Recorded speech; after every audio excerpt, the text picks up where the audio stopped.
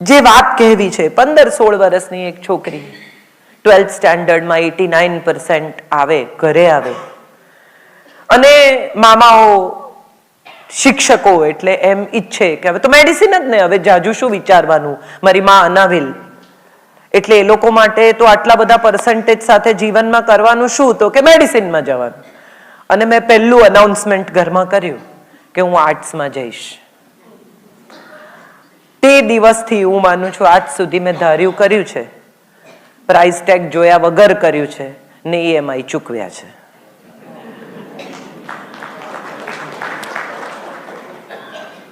એટલે તે દિવસે મારી માએ મને કહેલું કે ધાર્યું કરવું હોય તો ઘરમાંથી પૈસા નહીં મળે.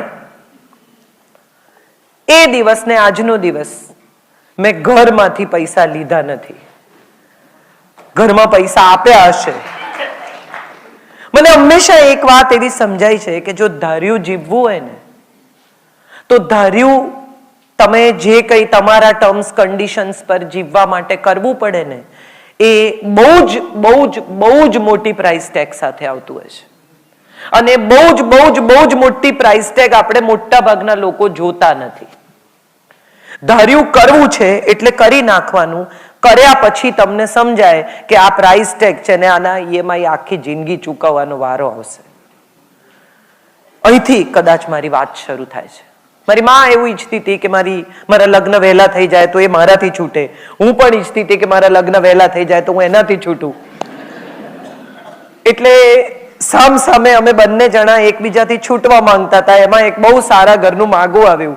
એને એમ થયું કે આનાથી સારો છોકરો નહીં મળે ને મને એમ થયું કે આનાથી સારું ઘર નહીં મળે, ચાલો. એટલે મેં લગ્ન કરી લીધા. 17.5 પૂરા 18 ની નજીક 19.5 વર્ષે લગ્ન પૂરા થઈ ગયા. થવાના જ હતા, એમાં કઈ બહુ જાજુ હતું નહીં. 19.5 વર્ષે મારી માએ મારા કાકાને એવું કહ્યું કે અમે નહીં રાખીએ, અમે પરણાવી દીધી, અમારી જવાબદારી પૂરી થઈ. એટલે મુંબઈ આવી, જનસત્તા લોકસત્તામાં કામ કરતી હતી. ત્યાંથી એકવાર વિવેક ખેતાન વડોદરા આવ્યા અને એમણે કહ્યું કે તુમ યહાં ક્યાં કર રહી હો, તુમ મુંબઈ ચલો. એટલે મુંબઈ આવી, મુંબઈ નોકરી કરતી હતી, એક વર્કિંગ વિમેન હોસ્ટેલમાં રહેતી હતી. ત્યાં શફી મળ્યા. ટાગોરમાં એક લાઈન છે, જે નાટક હમણાં હું કરું છું, જેમાં કાજલ ઓઝા વૈદ અને રવિન્દ્રનાથ ટેગોર સ્વર્ગમાં મળે છે, એવી એક કથા છે. અને હું ટાગોરની વાર્તાઓના અંત એની નાયિકાઓ વિશે વાત કરું છું. એ બહુ સુંદર પ્લે છે. એમાં એક લાઈન છે જેમાં હું ટાગોરને કહું છું. ટાગોર જ્યારે વિક્ટોરિયા ઓકેમ્પો વિશે વાત કરે છે અને મને પૂછે છે કે હવે તારી વાત પણ થવી જોઈએ, અને ત્યારે હું ટાગોરને કહું છું કે શફી, એ 40 ના, હું 20 ની. રંગભૂમિ માટે બહુ પ્રેમ નહોતો, પ્રેમ માટે રંગભૂમિ શરૂ થઈ. કૌસ્તુભાઈ બેઠા છે, એ મને એવું કહેતા કે 3 ઘંटे तुम सीरियसली मेरा थिएटर नहीं कर सकती. પણ મને તો એ થિયેટરમાં રસ જ નહોતો, મને તો એનામાં જ રસ હતો. એમની સાથે પણ હવે મને કોઈ કદાચ પૂછે 50 વર્ષે કે લગ્નનું મહત્વ શું છે, તો હું એને એમ કહું કે જરાય કોઈ મહત્વ નથી જો કમિટમેન્ટ હોય તો. પણ ત્યારે મને એવું લાગતું હતું કે લગ્નથી આગળ જગતમાં કશું છે જ નહીં. પરાણ, એ પરણેલા હતા, એમની પોતાની સમસ્યાઓ હતી, લગ્ન થઈ શક્યા નહીં. મારી જીદ લગ્નની, એટલે ચાલુ સુપરહિટ નાટક છોડીને હું અમદાવાદ જતી રહી. મારો સ્કૂલનો મિત્ર સંજય વૈદ્ય, અંકિતભાઈના પણ બહુ જ સારા મિત્ર, અને અંકિતભાઈ કદાચ એક જ એવા છે કે જે અમારા બંનેની મૈત્રીની સાથે બેલેન્સ બહુ અદ્ભુત સંભાળે છે.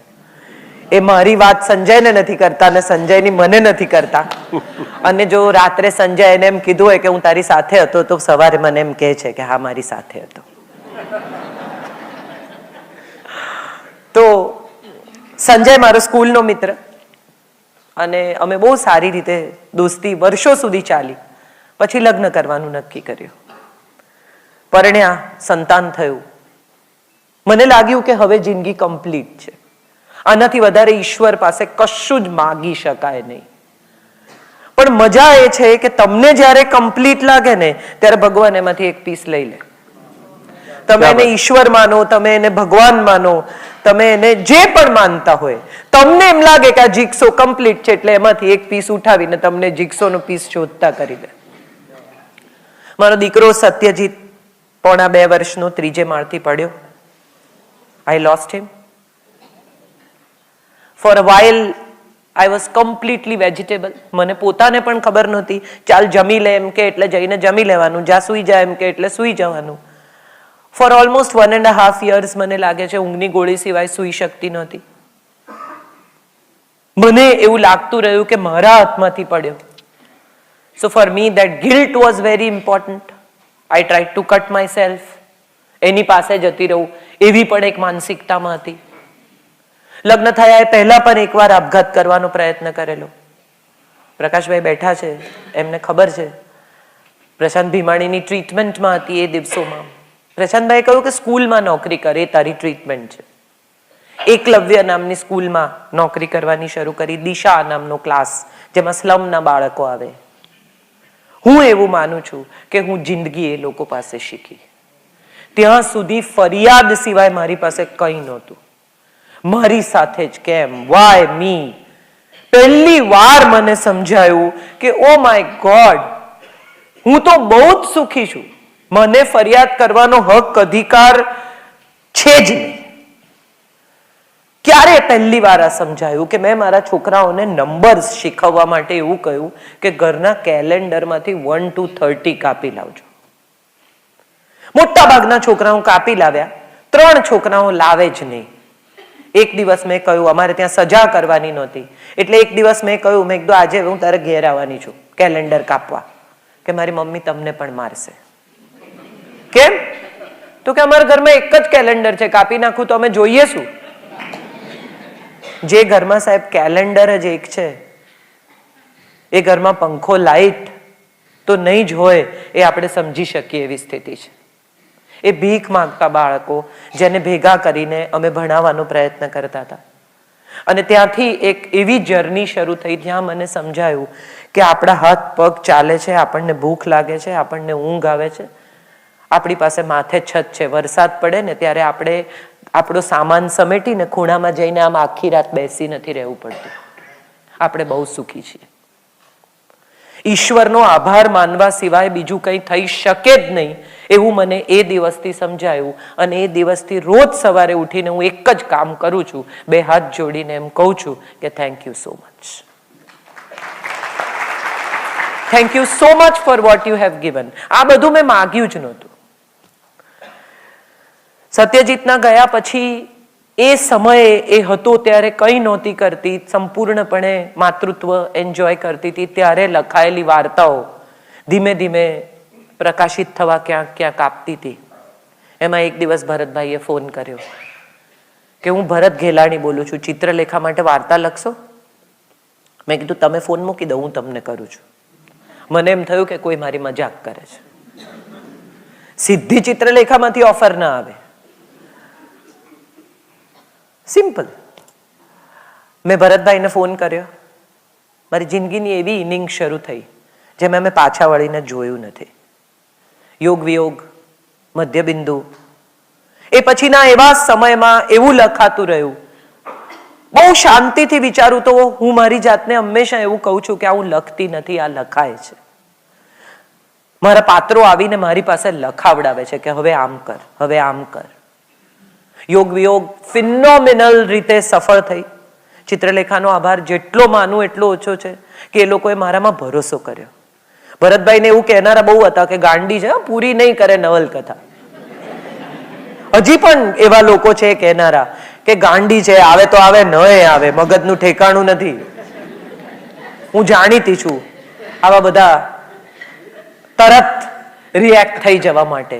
પણ મને હંમેશા એવું લાગે છે કે હું જેવી છું ને એવી જ તમે મને સ્વીકારી છે, તો હવે મારે મોરા નથી પહેરવા. Let me be what I am because you have already accepted me the way I am.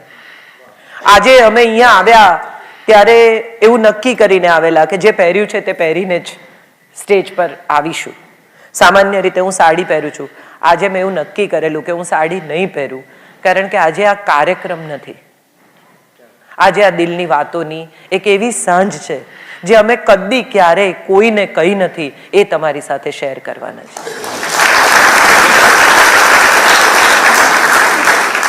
એટલે અમે આ કોઈ એવી સાંજ લઈને નથી આવ્યા.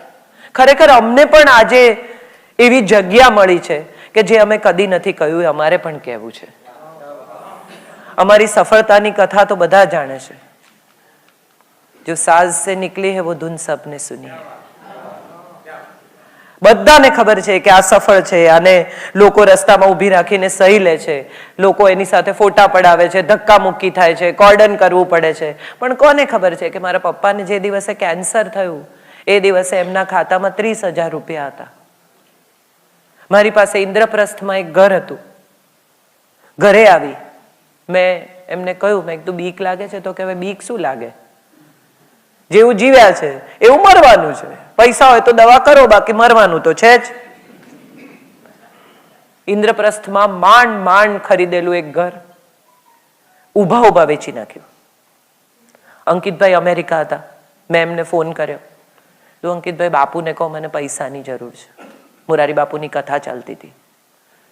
અંકિતભાઈએ એક બહુ જ અદ્ભુત વ્યક્તિત્વની મારી સાથે ઓળખાણ કરાવી. એ અમદાવાદ આવ્યા, પૈસા લઈને આવેલા.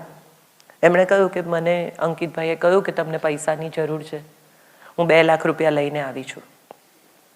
ને એમને કહ્યું, મેં કીધું મને નથી લાગતું હવે એમને 2 લાખ રૂપિયાની જરૂર પડે. હું લાખ રાખું છું, મને જરૂર પડશે તો તમને ફરી ફોન કરીશ. એ લાખ રૂપિયાનું દેવું મારા માથે આજે પણ એમ જ અકબંધ ઊભું છે, અને વ્યક્તિ આપણી વચ્ચે છે. આજે એવી જગ્યાએ આવીને ઊભી છું કે વસ્તુઓની કોઈ કિંમત જ નથી રહી. કોઈ કશું આપે તો એમ થાય કે આનું શું કરીશ. પ્લીઝ બોલાવી લો ને, જયભાઈ આવી ગયા હોય તો બોલાવી લો. તમારું પતે પછી ના ના, એવું શું કરવા, બોલાવી લો ને. Late him B the part of it. MS તો મેં અંકિતભાઈને કહેલું કે હું બોલતી હોઈશ ત્યારે જ આવશે, કેમ કે હરીફાઈ અમારા બે વચ્ચે છે. તમે તો બહુ નાના છો. શું કરવા હેરાન કરવા? લિંક મારી તોડશે, તમારી નહીં તોડે. ભરોસે રાખો યાર. આવો આવો જયભાઈ, પ્લીઝ કમ. વસાવડા અમારે જ તમને સાંભળવાના એવું નહીં, તમે પણ અમને સાંભળો. હું પાછળ બેઠો બેઠો સાંભળું. ના ના પ્લીઝ. પાછળ શું કરવા બેસો, તમે અમારો હિસ્સો છો. સો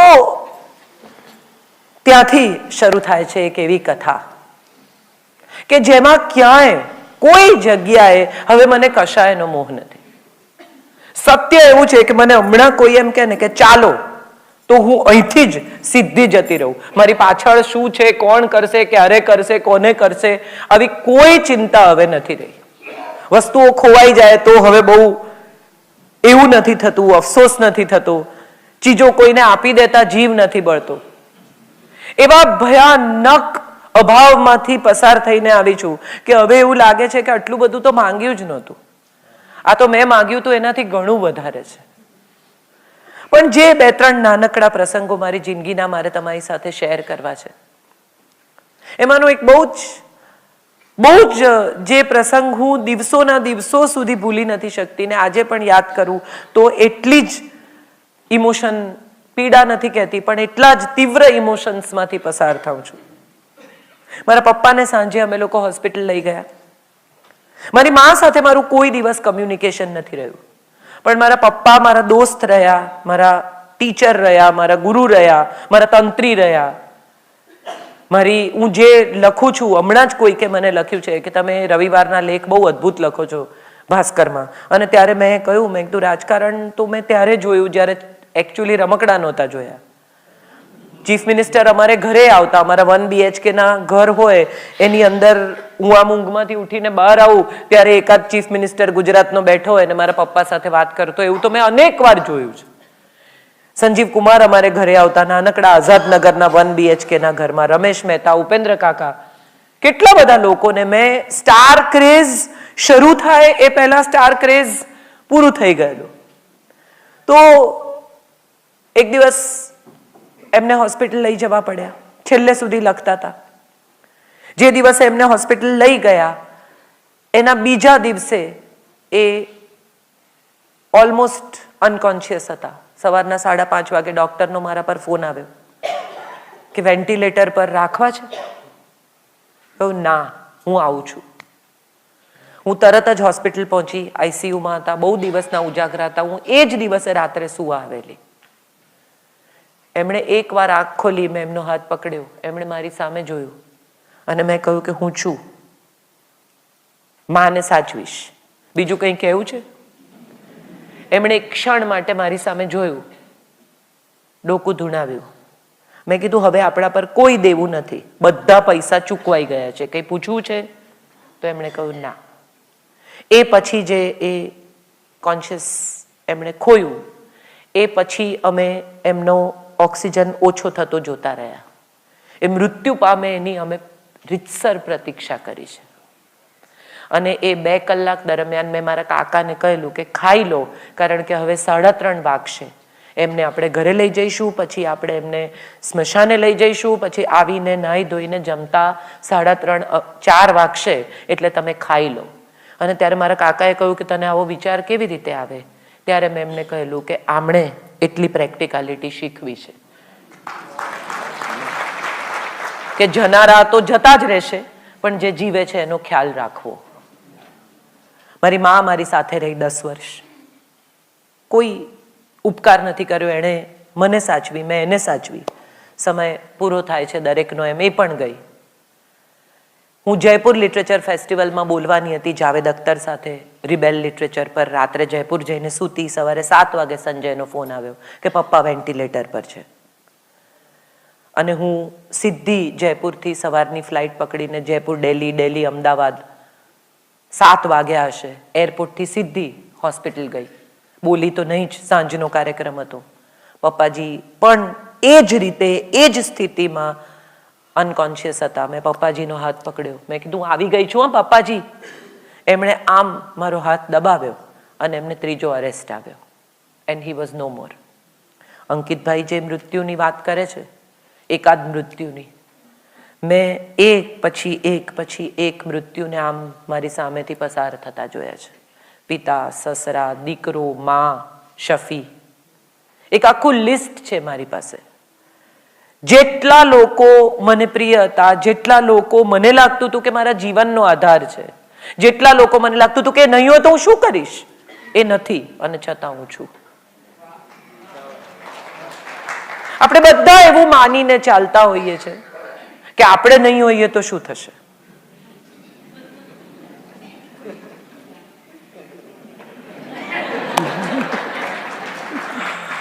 कल और आएंगे नगमों की खिलती कलियां चुनने वाले, मुझसे बेहतर कहने वाले, तुमसे बेहतर सुनने वाले. કશું ક્યાંય બદલાતું નથી. સંઘર્ષના ભયાનક દિવસો હતા. મુંબઈમાં ગલીએ ગલીએ કામ માંગતી હતી, ભાર્ગવભાઈને ઘરે ઉતરતી હતી અને એક ઓફિસના દરવાજા ઠોક્યા છે કે મને નાટક લખવું છે, મને સિરિયલ લખવી છે, મને કામ કરવું છે, કારણ કે પૈસાની ભયાનક જરૂર હતી. હું જેને પરણી છું એ ગુજરાતનો એસ ફોટોગ્રાફર છે. હાથમાં કેમેરો પકડે તો જાદુ થાય, પણ પકડે તો જાદુ થાય. જવાબદારી લગ્નમાં સરખા ભાગે હોય છે, હોવી જોઈએ. મને એક વાત સમજાઈ ગઈ કે ઇમોશનલ જવાબદારી સંજય ઉપાડે છે, આર્થિક જવાબદારી મારી છે. હું ટેન્ટ્રમ કરું તો એણે કોઈ દિવસ એ ટેન્ટ્રમને રિજેક્ટ નથી કર્યા. હું જેવી છું એવી એણે મને સ્વીકારી છે. હું આટલા બધા ગામોમાં ફરું, હોટેલોમાં ઉતરું, એણે મને કોઈ દિવસ નથી પૂછ્યું તારી સાથે કોણ છે, કયા રૂમમાં રહે છે, નંબર આપ. આવું એણે કોઈ દિવસ નથી કર્યું. સો આઈ થિંક મારી ઇમોશનલ જવાબદારી એણે લીધી છે, તો ઘરની આર્થિક જવાબદારી મારે લેવી જોઈએ. ને એમાં કંઈ મને બહુ મહાન હું કંઈ કરી રહી છું એવું લાગતું નથી, પણ કામ જોઈતું હતું ત્યારે ડેસ્પરેટલી. ને સાહેબ જે અંકિતભાઈ કહે છે ને એ જ સત્ય છે, અને એ જ કદાચ જયભાઈ પણ થોડી વારમાં કહેશે. તમને જ્યારે કામ જોઈતું હશે ને ત્યારે લોકોને તમને કામ નથી આપવું હતું, અને લોકોને જ્યારે તમને કામ આપવું હોય છે ને ત્યારે તમને કામની તમા નથી હોતી.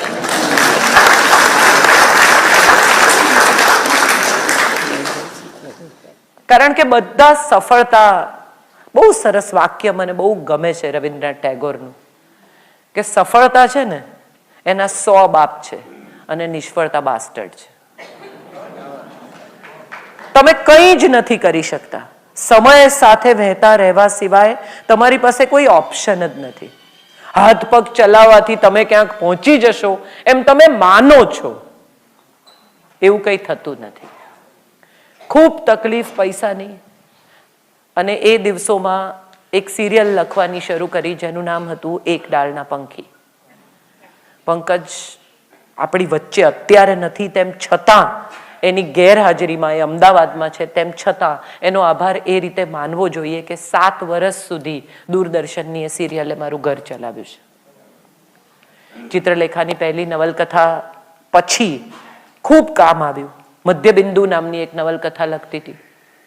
એમાં એક સ્ત્રી 2 પુરુષોના પ્રેમમાં છે અને એવું કહે છે કે જગતને જો 3 ડાયમેન્શનલી જોવા માટે તમને 2 આંખો જોઈએ તો મને સરખી રીતે જીવવા માટે 2 પુરુષો જોઈએ. એ પતિને કહે છે કે તું એમાં નહીં પડ, હું જે તારી પત્ની છે એ કોઈને મળવા જતી જ નથી. અને જે પ્રેમી છે એને કહે છે કે તારે મને પૂછવાનું નહીં કે હું કોની પત્ની છું, કારણ કે જે કોઈની પત્ની છે એ તો તને મળવા આવતી જ નથી. આ લોજિક સાથે 2 પુરુષોને પ્રેમ કરતી એક સ્ત્રીની કથા ત્યારે મેં લખી. ત્યારે એક બહુ જ જાણીતા શું કે છે ને, પીઢ નહીં એવા, મને આવા બધા શબ્દો, મૂર્ધન્ય લેખકનો મારા પર ફોન આવ્યો. કવિ છે ને એને તરત શબ્દો સૂજે, તો એમનો મારા પર ફોન આવ્યો. શૃંગાર પ્રચુર નવલકથા છે. એમણે મને ફોન કરીને પૂછ્યું કે આમાં સ્વ અનુભવ કેટલો? સ્ત્રી લખે છે ને સાહેબ, સ્ત્રી જ્યારે શૃંગાર પ્રચુર નવલકથા લખે ને ત્યારે એમાં સ્વ અનુભવ હોવો જોઈએ. પુરુષ લખે તો કલ્પના હોઈ શકે.